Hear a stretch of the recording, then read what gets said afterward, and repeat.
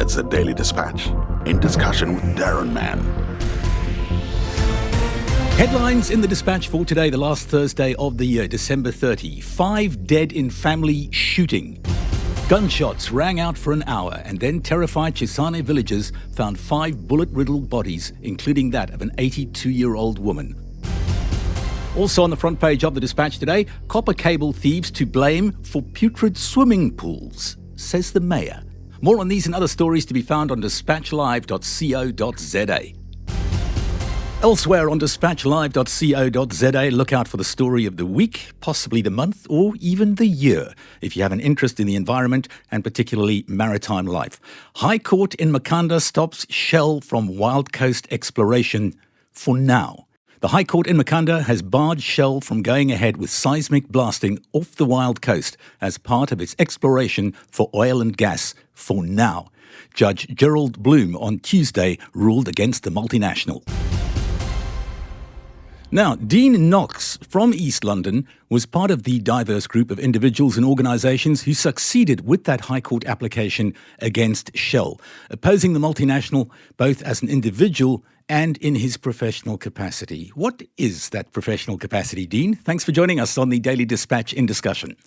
Thanks very much, Darren. I own a company called Jonginenge Eco Adventure. So we basically show people the rivers, beaches, estuaries, coastal forests of the Eastern Cape. And we try to engage people with the environment, eco-adventure, and in doing so, hope that people will take a more caring approach to the environment and that this will contribute to sustainability. So a big part of what we do is environmental education with school groups. Who else was in the mix with you against Shell?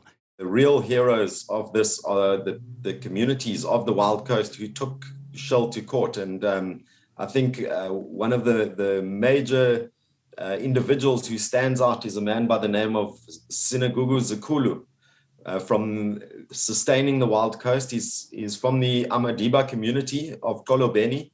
They've been fighting mining for near on 20 years, where the same Minister of Minerals and Energy has been involved in trying to assist an Australian company to mine their sand dunes for heavy metals, titanium, zircon, a couple of heavy metals that they want to extract from there. And the people of Kolobeni have been fighting this for some time. The other applicants in this case were the Dwesaqebe community. There was fishermen from Port St. John's, fishermen from Kymouth. But I think the major success of this was that the court application was brought forward by indigenous people.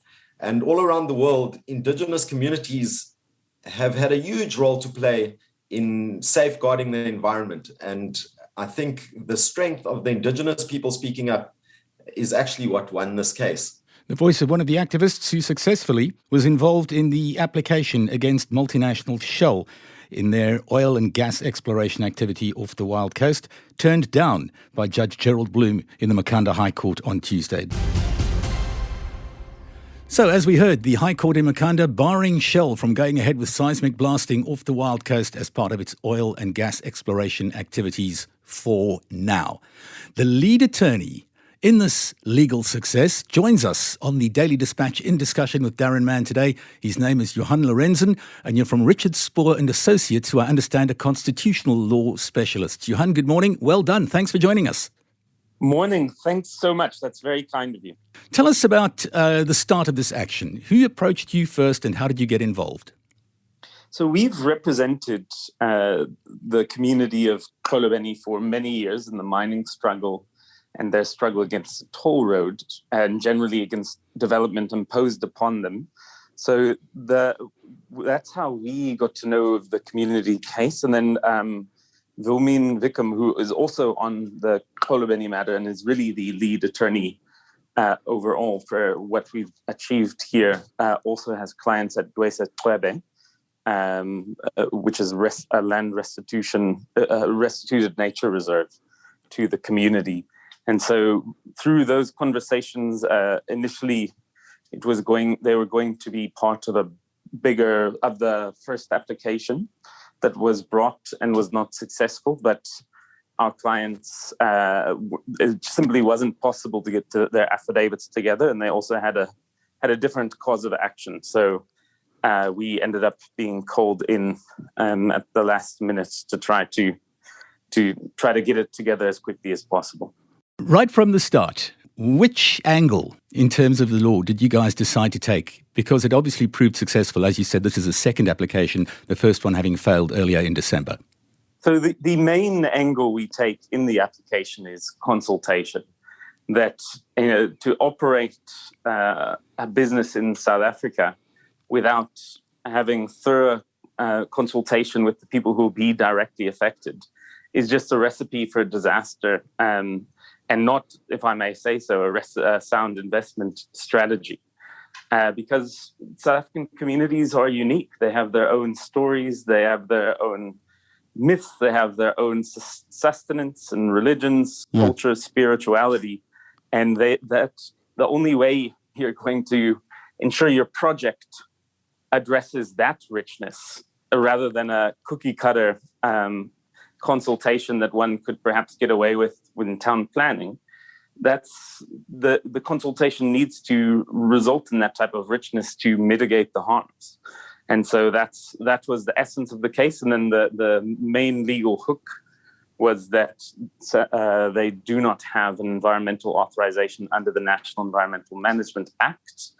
And so they denied that they need one. We say the case is quite clear, actually, that you need that together with your mining legislation approval. And that's where the lines were drawn. And so this week's judgment was an interim judgment, which means that the judge thought there's something to the case, and he put that out quite beautifully, I think. And now we move on to Part B, which is confirming what the law is, whether they need a National Environmental Management Authorization. So as you say, it's an interim interdict. So the caveat for now is pending the finalisation of that. I see Judge Gerald Bloem, in making the ruling on Tuesday, said, and I quote, "Despite the massive body of expert evidence on the threat to marine life, Shell did not provide any evidence to neutralise the representations made by the applicants." What do you anticipate next from the multinational?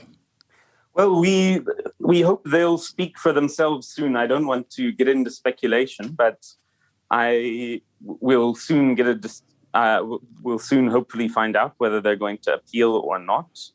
I hope not, so we can just move on and get the business of Part B done. Then we will be working with them to get the matter enrolled as urgently as possible to get finality. We also, in preparing the papers, indicated that we might also prepare a review of the approvals even under the mining legislation. So we'll also be putting that together, but that's likely to be part of a separate case that probably won't be significant unless our clients lose Part B. Initial reaction to the ruling has been very favourable. Have you experienced that as well? It's been thrilling. People have been so kind to us, to Wilmine and I, but especially to our clients. These are communities who fought apartheid and colonialism and have just been waiting for the basic social contract of government, for a bottom-up development to reach them. It simply hasn't. Instead, government is imposing multinational companies on their land with little or no consultation.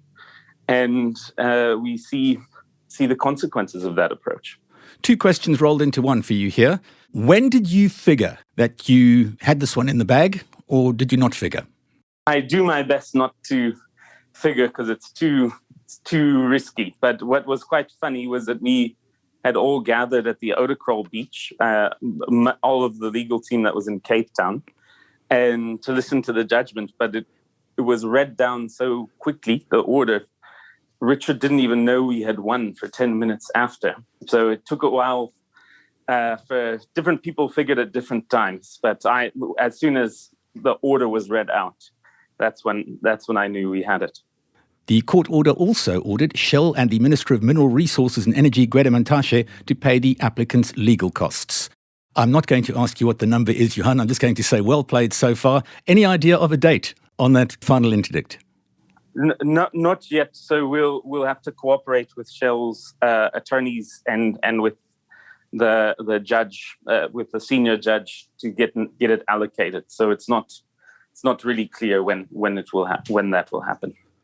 Well, best of luck with that. Thank you very much. Johan Lorenz from Richard Spoor and Associates. We appreciate you joining us on the Daily Dispatch in discussion with Daron Mann today. Congratulations on the win over the multinational. The area that they were hoping to cover with their seismic survey was about 6,000 square kilometres. That was the Daily Dispatch in discussion with Daron Mann.